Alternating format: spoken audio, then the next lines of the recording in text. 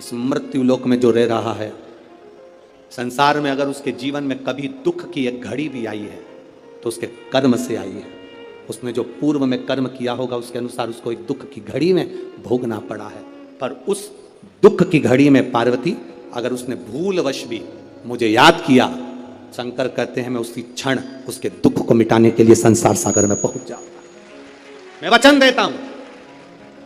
ये माता पार्वती जी को शिव जी ने 2 वचन दिए। पार्वती एक, शिव और शक्ति का बल व्रत उपास साधना तप करने वाले को मिलता है। नवरात्र का व्रत करने वाले कई लोग नंगे पैर चलते हैं, कई लोग एक समय दूध लेते हैं, कोई कहता है कि मैं लौंग पर व्रत करता हूं, कोई अपने शरीर पर जवारे वो लेता है, कोई कुछ नियम धारण करता है, कोई कुछ नियम धारण करता है। सारे नियम व्रत साधना तप जितने लोग करते हैं, घबराने की जरूरत नहीं। ये बल तुम्हें जो देता है वो शिव देते हैं, वो भगवान शंकर शक्ति के साथ देते हैं। और ध्यान देना, दुख की घड़ी में अगर तुम्हारे कर्म के अनुसार तुम्हें दुख भोगना पड़ रहा है तो उस दुख में भी घबराना नहीं। अगर दुख परमात्मा ने दिया है तो वो उस दुख को समाप्ति का बल भी आपको प्रदान करता है। वो शिव तत्व है, वो घड़ी है, वो शंकर है, वो घड़ी शिव है।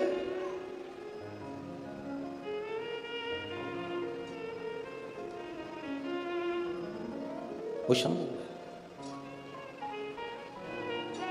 आपके बल को जो बढ़ा रहा, आपके विश्वास को जो दृढ़ कर रहा। महाराज राजा प्रसेन ने विचार कर लिया, दोनों बेटी का विवाह करना है। नेनुका का विवाह करूंगा किसी राजा के साथ और रेणुका का विवाह करूंगा किसी ऋषि के साथ।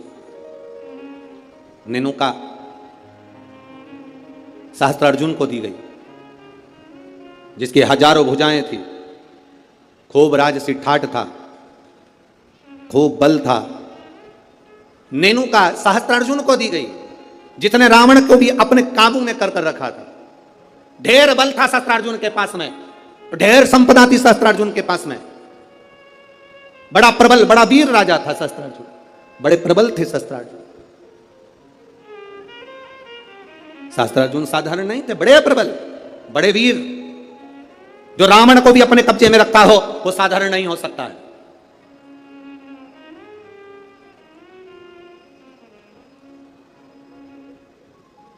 राजा सहस्त्रार्जुन को अपनी बेटी नेनुका का विवाह कर दिया।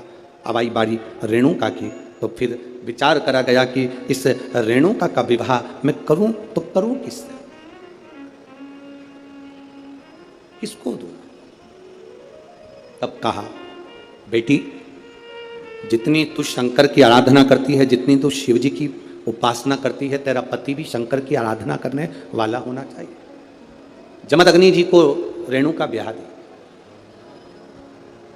जमदग्नि जी को जब रेणुका ब्याही, रेणुका का तप साधना देखिए कितनी प्रबल थी। जमदग्नि जी के साथ में रेणुका जब ब्याह कर आ गई, रेणुका का नियम था, प्रतिदिन का नियम था रेणुका का, प्रतिदिन का नियम। एक मट्टी को इकट्ठा करती, मट्टी को इकट्ठा कर कर उसका हंडा बनाती, घड़ा बनाती, पात्र बनाती, कच्चा घड़ा, कच्चा पात्र। मेरा निवेदन है यहां पर जितनी माताएं बैठी हैं, एक बार प्रयोग कर कर देखना कि आप मट्टी लाओ, मट्टी का हंडा बनाओ, मटकी बनाओ और उस मटकी में कहीं जाकर जल भर कर लेकर आना, अपने सिर पर रखकर। मटकी टूटेगी कि नहीं टूटेगी? अरे बोलो तो जम के टूटेगी ना, क्योंकि वो पकी नहीं है, सही से बनी नहीं है, वो मटकी टूट जाएगी। अगर वो मट्टी का पात्र पका होता, मट्टी का पात्र अग्नि में तपा होता, मट्टी का पात्र अग्नि में सना होता, अग्नि में तपा होता, तो वो मटकी फिर टूटती नहीं। अगर वो तपा हुआ है, अगर वो तपा अग्नि में तपा हुआ है तो वो नहीं टूटेगा, पर वो अग्नि कच्चा पात्र है तो टूटेगा, पका नहीं है तो वो टूट जाएगा। रेणुका का नियम था, मट्टी का पात्र बनाती, मटका हंडा बनाती और हंडे को लेकर जब नदी पर जाती, जल भर कर लाती, जल भर कर लाती और वो जल अपने पति को देती। जमदग्नि जी को जल देती, जमदग्नि जी भगवान शिव को समर्पित करते। ओम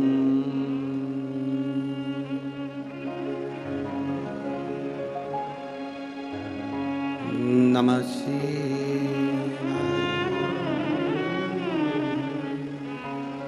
ओम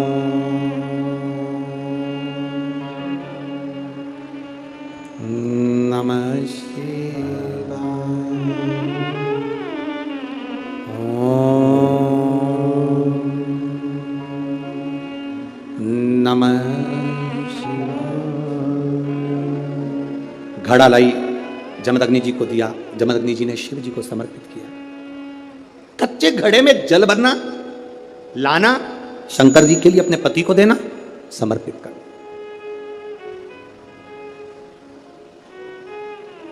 सबसे कठिन काम कच्चे घड़े में जल भरकर लाकर पति को देना और जल समर्पित करना। एक बार जमदग्नि जी के मन में एक भाव प्रकट हो गया कि मेरी पत्नी रोज घड़ा बनाती है, रोज हंडा बनाती है, रोज कच्चा घड़ा तैयार करती है और रोज जल भर कर लेकर आती है। मेरी धर्म पत्नी, आखिर ऐसा क्या तप साधना, ऐसा क्या तप बल, ऐसी क्या प्रबलता जो कच्चे घड़े में जल भर कर लाती है? कच्चे घड़े में जल भर कर लाना।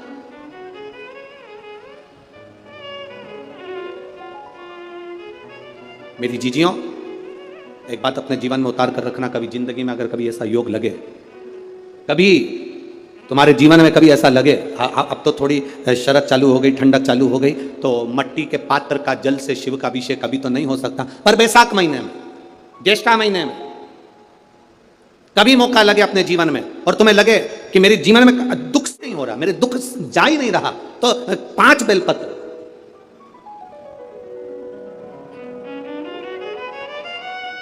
5 बेलपत्र। एक आप लोगों को देखो, इस पत्र में शिवलिंग लगा हुआ है तो हम आपको इसी से समझा देते हैं। एक बेलपत्र जिसकी डंडी का भाग जल जहां से बहकर बाहर निकल रहा है, अशोक सुंदरी का स्थान देखा है ना सब लोगों ने, बस उसी स्थान पर पहली बेलपत्र।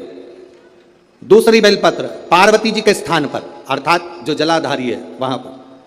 तीसरी बेलपत्र शंकर भगवान के शिवलिंग के सम्मुख में जहां आप बैठे हो वहां बैठकर डंडी का भाग विपरीत दिशा में रखकर, तीसरा बेलपत्र। चौथा बेलपत्र भगवान शंकर का जल जहां से नीचे गिर रहा है उस ओर सीधी बेलपत्र नीचे की ओर। और 5वीं बेलपत्र शंकर भगवान के अशोक सुंदरी के स्थान को छुआकर नंदी के पास रखकर, जो घड़े में जल है अर्थात मट्टी के पात्र में जो तुम जल लेकर गई हो, उस पात्र के जल से शंकर का अभिषेक कर देना, शिव को वो जल समर्पित कर देना। जिंदगी में कैसा भी दुख हो वो कटता ही है, वो दुख रह नहीं सकता, ये निश्चित था। कभी कभी आप लोगों ने नागपुर में ऐसा दर्शन करा कि नहीं करा हमें नहीं मालूम, नागपुर की लीला तो हम नहीं जानते, पर हमारे उधर आज भी होता है। जब बैसाख का महीना आता है, ज्येष्ठा महीना आता है, गर्मी का समय आता है, तो शिव जी के ऊपर ऐसा तिकोना लोहे का कुछ एंगल बनाकर उसके ऊपर मिट्टी का हंडा रख देते हैं। अब यहाँ नागपुर में आप लोगों ने दर्शन करे ना करे वो हमें नहीं मालूम, पर अभी तक चांदी का लगता था, अभी तक सोने का लगता, पीतल का लगता, तांबे का लगता, पर जैसे ही बैसाख का महीना आया, जैसे ही ज्येष्ठा महीना आया, वैसे ही मिट्टी का पात्र रख दिया जाता, उसमें से बूंद बूंद पानी शिव जी को समर्पित। करें दर्शन यहाँ पर, किसी ने करे यहाँ रखते हैं लोग, ठीक है। शिव तत्व की प्राप्ति के लिए भगवान देवादिदेव महादेव के आनंद सुख को प्राप्त करें।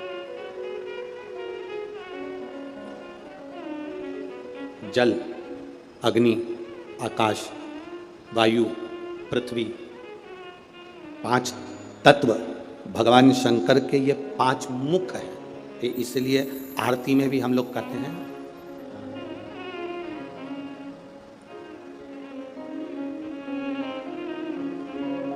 पंचानंद भोले पंचानन हंसासन गरुड़ासन, हंसासन गरुड़ासन, वृषवाहन साजे, ओम जय शिवा ओंकारा, 2 भुज 4 चतुर्भुज, 10 भुज अति शोभे, भोले 10 भुज अति शोभे। अब 5 मुख पंचानंद शिव है। जल, वायु, आकाश, अग्नि, पृथ्वी, ये 5 तत्व शंकर के 5 मुख में विराजमान। 5 मुख। शिव की पंचायत में 5 देवता हैं। कितने देव हैं? 5। पहला देवादिदेव महादेव, दूसरा गणेश जी महाराज, तीसरा भगवान नारायण, चौथा सूर्य नारायण भगवान, और 5वां नंबर पर है मां दुर्गा भवानी अष्टभुजा धात्री मां देवी मां दुर्गा। ये 5 शिव पंचायत में 5 देवता। फिर से बोलिए, पंचायत में 5 देव कौन से होते हैं? पहला शिव जी, दूसरा गणेश जी, तीसरा भगवान विष्णु, चौथा भगवान सूर्य नारायण और पांचवें मां दुर्गा भवानी। ये 5 शंकर की पंचायत के देवता हैं। शिव पंचायत में ये 5 रहते हैं।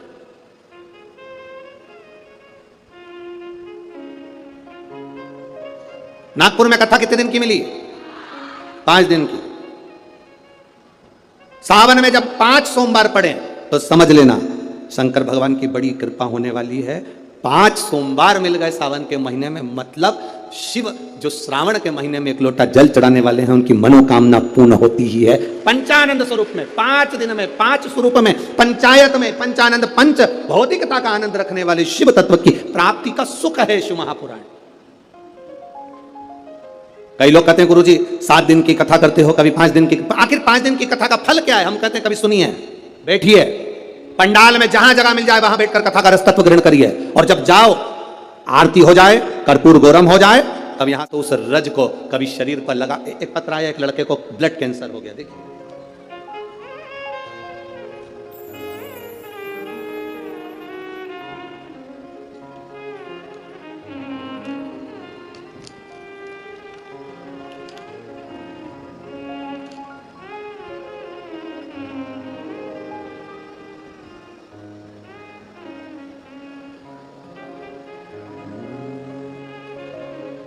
शंभो शरणे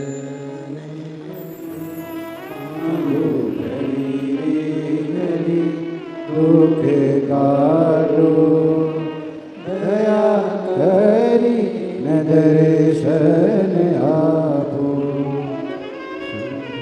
शरण पड़ी मांगो घड़ी रे घड़ी दुख काटो। अब वो कैंसर वाला तो पत्र ढूंढना पड़ेगा, ये पत्र भी अच्छा है। मेरा नाम भसीजा शुभम विलास पटुआर, 27 साल की उम्र है, मुकाम पोस्ट तहसील बड़सा, जिला गढ़चिरौली, महाराष्ट्र राज्य। कहीं बैठे हो तो हाथ हिला सकती हैं, कहीं बैठे हो तो हाथ हिला सकती हैं, जहां कहीं बैठी हैं। गुरुदेव, मेरा लीवर और किडनी दोनों ही डैमेज हो गए थे। दोनों ने काम करना बंद कर दिया, पेट में पानी भरा गया। डॉक्टर को दिखाया तो डॉक्टर ने कहा इसका पानी नहीं निकाल सकते क्योंकि इनके शरीर में खून की भी कमी है और लीवर किडनी दोनों काम करना बंद कर दिया। गुरुदेव, खून चढ़ाते पानी बन जाता, आप करें तो करें क्या? डॉक्टर ने कहा इसका एक तरीका हो सकता है कि टॉयलेट द्वारा या लेट द्वारा इनका पूरा की पूरा पानी निकालना होगा। वो निकाला पर वापस पानी जम गया। लीवर किडनी काम नहीं कर रहे थे, डॉक्टरों ने हाथ ऊंचे कर दिया। डॉक्टरों का कहना था इसका कोई इलाज नहीं है, आप किसी भी हॉस्पिटल में ले जाओ, बड़े से बड़े हॉस्पिटल में ले जाओ तो इनका किडनी लीवर का या तो बदला जाए तब कुछ काम करे, परंतु इनका कोई फल नहीं है। हम उनको घर ले आए गुरुदेव, किडनी लीवर काम नहीं कर रही। डॉक्टर ने कहा आप ले जाओ, पर मन नहीं माना। हमने दूसरे हॉस्पिटल में उनको भर्ती करा, वहां पर भी इलाज चालू हुआ पर आराम नहीं लगा क्योंकि किडनी लीवर दोनों बेकार हो चुके थे। तब किसी ने कहा कि शिवजी को जल चढ़ाओ, वो जल लाकर इनको पिलाओ और एक बेलपत्र इनके नजदीक में रखो। हमने वही करना प्रारंभ करा। देवादिदेव महादेव को जल चढ़ाते, वो जल इनको आचमन कराते। बाबा का कृपा का मैं क्या वर्णन करूं गुरुदेव। 2 अक्टूबर 2023 को बाबा की कृपा से उनकी तबीयत में सुधार आना प्रारंभ हुआ और 8 अक्टूबर को बाबा की कृपा से वो ठीक हो गए। बाबा की कृपा से उनका लीवर और किडनी दोनों काम करना प्रारंभ कर दिए। ये शिव तत्व है, ये शंकर योग घड़ी। कहीं बैठे हो तो हाथ हिला सकते हैं क्या? हाँ जी, हाथ हिला दो एक बार, ठीक है, हाथ हिला दीजिए। श्री शिवाय नमस्तुभ्यम। वापिस हाथ हिलाओ एक बार, हाँ वापिस हिलाइए। श्री शिवाय नमस्तुभ्यम। बैठिए। हर हर शिव तत्व की प्राप्ति इसी को। आप जो शिव पर जल चढ़ा रहे हैं, आचमन कर रहे हैं, शंकर का गुणगान कर रहे हैं, उसका फल खाली नहीं जाता। मिट्टी के पात्र का जल हम देवादिदेव महादेव को जब समर्पित करते हैं तो उसका फल खाली नहीं जाता, खाली नहीं जाता।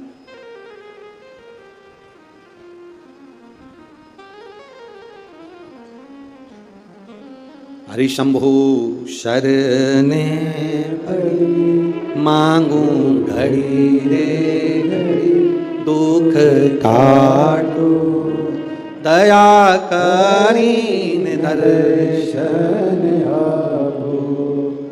महाराज शिव महापुराण की कथा कहती है रेणुका देवी कच्चे घड़े में जल भर कर लेकर आती, अपने पति को देती और जमदग्नि जी उस जल को लेकर शिव जी को समर्पित करते, पर उनके चित्त में यह बात बैठ गई आखिर इसकी दृढ़ता, इसकी भक्ति कितनी प्रबल होगी कि कच्चे घड़े में पानी नदी से यहां तक आ गया और कच्चा घड़ा टूटता नहीं, जब तक शिव जी को जल नहीं चढ़ाते तब तक वो घड़ा समाप्त नहीं होता। आखिर इसकी भक्ति किसकी है? इस रेणुका ने भक्ति किसकी करी? किसकी भक्ति करी? ये रेणुका किसको भजती है?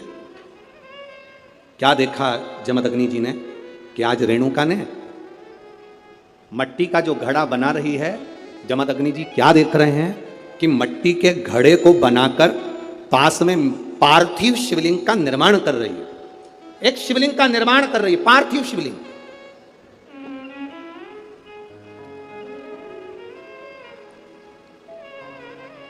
और पार्थिव शिवलिंग का निर्माण कर कर ये करती क्या है? मट्टी का जो घड़ा बनाया उस घड़े को पार्थिव शिवलिंग का पूजन कर कर उस घड़े को शंकर से स्पर्श करा देती है। शिवलिंग से स्पर्श करा रही, केवल छुआ रही। थोड़ा ध्यान देना जरा कथा पर। पुराण की कथा कहती है आप 200 रुपए की साड़ी खरीद कर लिया, आपको लगे साड़ी 200 रुपए की है, दुनिया के लोग कहेंगे कि इतनी सस्ती साड़ी पहनती है, उस साड़ी को महंगा करना है तो क्या करोगे? उस साड़ी को महंगा करने का सबसे सुंदर तरीका 200 रुपए की साड़ी को भी शंकर भगवान को एक बार स्पर्श करा देना, उसको छूने से उसकी कीमत बढ़ जाती है, केवल स्पर्श मात्र से। अब वही 200 रुपए की साड़ी पहनकर जरा मार्केट जाइए, वही 200 रुपए की साड़ी पहनकर अपनी सहेली के घर जाइए, वही 200 रुपए की साड़ी पहनकर अपने परिवार में जाइए। आपके परिवार वाले उस 200 रुपए की साड़ी को देखकर भी कहेंगे तेरे पर ये साड़ी अच्छी लग रही है, थोड़ा महंगी होगी ऐसा लग रहा है। मतलब भगवान को जो छू जाता है उसकी कीमत मेरा महादेव अपने आप बढ़ा देता है। केवल परमात्मा को छुआ, स्पर्श किया, उसकी कीमत बढ़ गई, उसकी कीमत बढ़ी केवल छूने पर, केवल स्पर्श।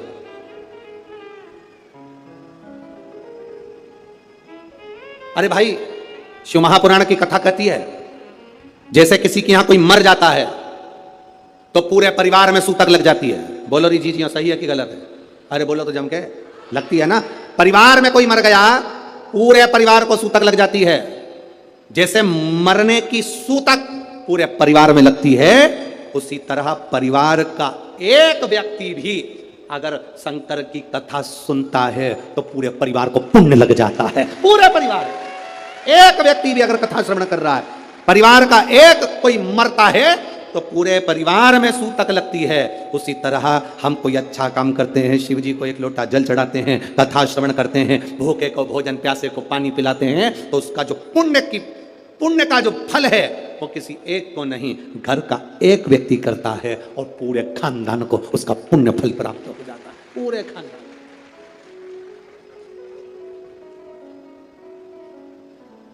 पूरे खानदान को उसका फल मिला। महाराज शिव कथा कर रही है,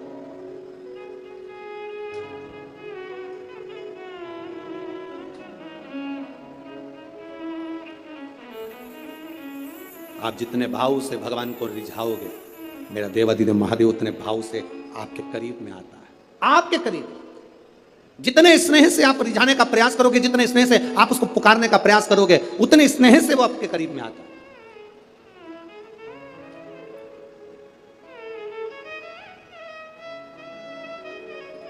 कभी कथा के पंडाल में अगर बैठकर कथा सुन रहे हो या टीवी के सामने सुन रहे हो, मोबाइल पर कथा सुन रहे हो, इस नागपुर की धरा से पवित्र शिव महापुराण की कथा, 5 दिवसीय शिव और पार्वती शिव महापुराण की कथा सुन रहे हो, उसके नियम को धारण कर कर कि मैं कथा पंडाल में बैठकर कथा सुनूं, कथा पूरी होने के बाद भूमि को प्रणाम कर कर, नमन कर कर, अपने हृदय से उसको नमन कर कर जाऊं, अपने हृदय की बात उससे कह कर जाऊं, तो कंकर शंकर सुनता जरूर है और कुबेरेश्वर महादेव झोली भरता जरूर है। आप दिल से कहें उसको, ओ मेरे भोले तेरा सहारा है, मेरे भोले तेरा सहारा है, मेरी नैया का तू किनारा है, मेरी नैया का तू किनारा है। ये तेरी कृपा से मिला, ये तेरी उदारता से मिला, ये तेरी करुणा से मिला। कहो जमदग्नि जी ने देखा ये करती क्या, कच्चे घड़े में पानी कैसे ठहर सकता है, कच्चे घड़े में पानी कैसे ठहर सकता है। मेरी माताओं से निवेदन, बड़ा सुंदर भाव से फिर निवेदन करूंगा, जिसका बेटा जिसका बच्चा मंद बुद्धि हो, विवेक काम नहीं कर रहा, बुद्धि काम नहीं कर रही, चित्त काम नहीं कर रहा, बहुत चिड़चिड़ा, बहुत उचिष्ट, विवेक काम नहीं कर रहा, बुद्धि काम नहीं कर रही। हां, यहां तक शिव महापुराण की कथा कहती है, एक बीमारी होती है जिसमें नसें शरीर की काम करना बंद कर देती है, और वो उस बीमारी का इलाज पूरे बाहर विदेश में भी नहीं है, जिसमें धीरे धीरे धीरे धीरे नाड़ियां नसें बंद होती चली जाती है, पांव हाथ काम करना बंद कर देता है, फिर वाणी कम हो जाती है, नयन दिखना बंद हो जाता है, शरीर बेकार। उसके लिए भी कोई मंद बुद्धि है, उसके लिए भी शिव महापुराण की कथा कहती है, हफ्ते 2 हफ्ते में कभी सोमवार के दिन भले मट्टी का बर्तन तुम्हारे घर में नहीं हो, घर में कोरा सा दिया भी हो, कोरा दिया, दिया कोरा मतलब उसमें दीप ना लगा हो, मट्टी का नया दिया, उसमें अगर आपने थोड़ा पानी भरकर रख भी दिया और उसमें गलते गलते वो पानी ज़्यादा नहीं भी बचा, 2 बूंद भी बचा है, और वो 2 बूंद भी अशोक सुंदरी वाली जगह पर चढ़ा है, और वही पानी जिसकी विवेक, जिसकी बुद्धि, जो मंद बुद्धि कहा जाता है, उसको अगर बेलपत्री के साथ में वो जल की 2 बूंद भी उसको दी जाए तो वो विवेकवान बनता चले जाता है, उसकी बुद्धि काम करना प्रारंभ करती है। कितना भी मंद बुद्धि हो, पड़ा रहता हो, पड़ा है, मुंह से राल बह रही है, वो बोल नहीं पा रहा, शरीर विग्रह बेकार बिल्कुल, उसके लिए भी ये कार्य करता।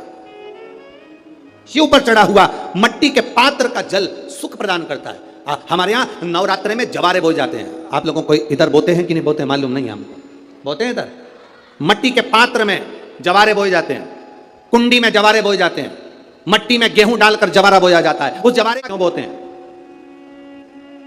उसको बोने का कारण क्या है? केवल कोई कहे कि हम ठाकुर जी को भजते हैं, भगवान कृष्ण को भजते हैं, कोई कहे हम तिरुपति बालाजी को, नारायण को भजते हैं, कोई कहता है कि हम हरि विठल को, पांडुरंगा को भजते हैं, हमारे यहाँ हम इनको भजते हैं तो जवारे नहीं बोते। ना ना, पुष्टि मार्गी है, ठाकुर जी की सेवा करने वाला है, उसके यहाँ भी ये 9 दिन जवारे बोए जाते हैं। रामानुज संप्रदाय से जुड़ा हुआ है, नारायण की पूजन कर रहा है, उसके घर में भी जवारे बोए जाते हैं। पांडुरंगा हरि विठल की उपासना कर रहा है, उसके घर में भी जवारे बोए जाते हैं। जवारे का महत्व हमारे यहाँ शास्त्र कहता है। क्या महत्व है उसका, क्या फल है उसका? महाराज, जब देवी माता ने दुर्गा भवानी को पंचायत में बुलाया गया, शिव पंचायत में मां दुर्गा बैठी हुई है, और शिव पंचायत में जब दुर्गा भवानी बैठी, उपद्रवियों ने उपद्रव मचाया, अहंकारियों ने अहंकार मचाया, असुरों ने, राक्षसों ने हाहाकार मचाना प्रारंभ करा। तब उस समय पर देवाधिदेव महादेव माता पार्वती को देखकर, दुर्गा भवानी को देखकर मुस्कुरा रहे थे। केवल शिव मुस्कुरा रहे हैं, पार्वती को देखकर, दुर्गा भवानी को देखकर, मां जगत जननी को देखकर केवल मुस्कुरा रहे। तब देवता सूर्य नारायण ने भगवान शिव जी को देखकर हाथ जोड़कर प्रार्थना करी। भास्कर देव बोले, सूर्य नारायण बोले, बाबा मेरे मन के संशय को मिटा दीजिए। शिव जी ने पूछा क्या काम है, बोलो क्या चाहते हो? शंकर भगवान से सूर्य देव, भास्कर देव कहते हैं, प्रभु आपके मुस्कुराने का कारण क्या? भारत की भूमि पर जितनी जगह पर भी आप लोग कथा सुन रहे हो, आस्था चैनल पर, फेसबुक यूट्यूब पर जितने लोग कथा सुन रहे हो, बड़े ध्यान से सुनना कि जवारे क्यों बोए जाते हैं। नवरात्रि में जवारे की महत्वता क्यों होती है, क्यों बोया जाता है, मिट्टी में गेहूं डालकर क्यों उत्पन्न किया जाता है, उसकी महत्वता क्या है?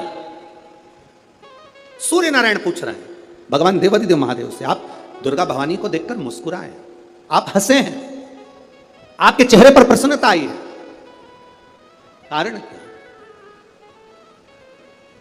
और महाराज देवाधिदेव महादेव ने कहा, यहां भगवान विष्णु, गणेश जी, भास्कर देव, आप सब बैठे हो। असुरों ने आक्रमण कर दिया,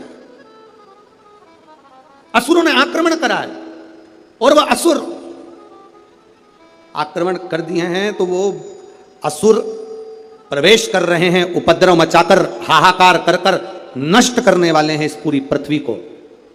तो फिर उसको बचाएगा कौन, कैसे बचेगा? शिव जी ने कहा चिंता मत करो। दुर्गा ने अपने केश का स्मरण किया, एक केश को माता पार्वती जी ने अपने हाथों से छुआ। छूते ही एक कुंड में सुंदर जवारे उत्पन्न हुए हैं। जब तक वो जवारे बड़े नहीं हो जाते, जब तक वो जवारे थोड़े प्रबल नहीं हो जाते, तब तक एक भी असुर प्रवेश नहीं कर सकता, हाहाकार नहीं मचा सकता और अंदर आ नहीं सकता। शिव महापुराण की कथा कहती है, जवारे जिसके यहाँ बोए जाते हैं, जवारे का आप लोग कहते हैं कहीं पर देवी जी बैठी हैं, किसी के यहाँ मिट्टी की मूर्ति आई, 21 फीट की, 41 फीट की, 15 फीट की, 10 फीट की, 25 फीट की देवी जी की प्रतिमा स्थापना हुई। लोग कहते हैं हम देवी जी का दर्शन करने जा रहे हैं, दुर्गा जी का दर्शन करने जा रहे हैं। शिव महापुराण की कथा कहती है वो दुर्गा जी का दर्शन नहीं, देवी का दर्शन नहीं। नवरात्रि में जहां जवारे बोए जाते हैं वहां मात्र आप पांव रखते हैं तो अपने घर में से क्लेश दूर हट जाता है, अहंकार दूर हट जाता है, अभिमतता दूर हट जाती है, तकलीफें दूर हट जाती है। जिसके घर में जवारे बोए जाते हैं वहां से अहंकार, काम, लोभ, आसक्ति, वासना, तृष्णा और दुख तकलीफें दूर हट जाती है। तो जवारे का मूल का तत्व आनंद सुख है। महाराज उसको समझने वाला समझ सकता। रेणुका घड़ा बनाकर शिव जी का स्पर्श कर रही है, केवल स्पर्श, मट्टी के पात्र में बला जाता है स्पर्श मात्र, सहज नहीं है शिव। उसकी भक्ति बड़ी प्रबल है क्योंकि उसके मस्तक पर गंगा विराजमान है और वो साधारण कृपा करने वाला नहीं, दुनिया को अमृत देने वाला है। शिव अमृत प्रदान कर